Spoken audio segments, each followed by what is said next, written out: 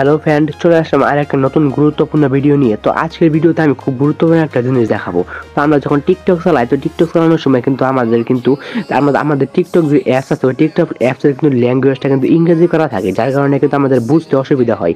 টিকটকের যে সেটিংগুলো আছে সেগুলো কিন্তু আমরা কিন্তু বুঝতে পারি না।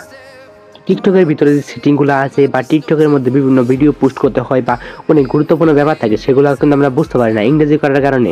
তো এই ভিডিওতে আমি দেখাবো যে কীভাবে আপনার টিকটক অ্যাপসের ল্যাঙ্গুয়েজ বাংলা করবেন।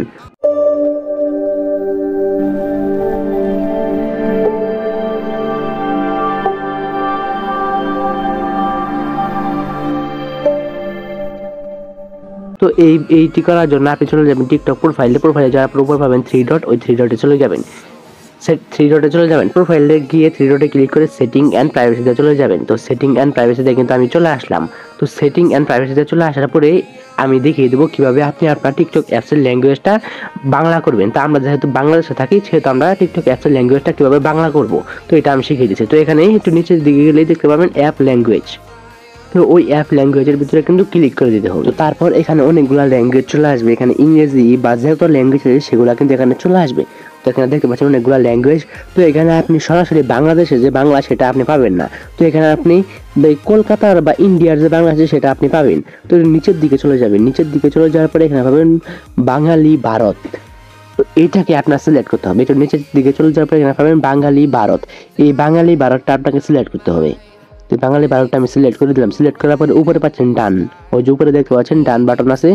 তো ওই ডান বাটনের মধ্যে কিন্তু ক্লিক করে দিতে হবে।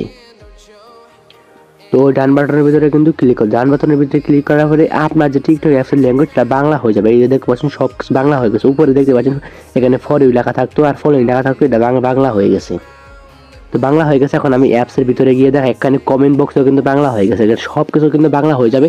আপনার কিন্তু এখন সব কিছু বুঝতে কিন্তু সুবিধা হবে। আপনি কিন্তু এখন সব কিছু কিন্তু আপনার মন মতো কিন্তু করতে পারবেন।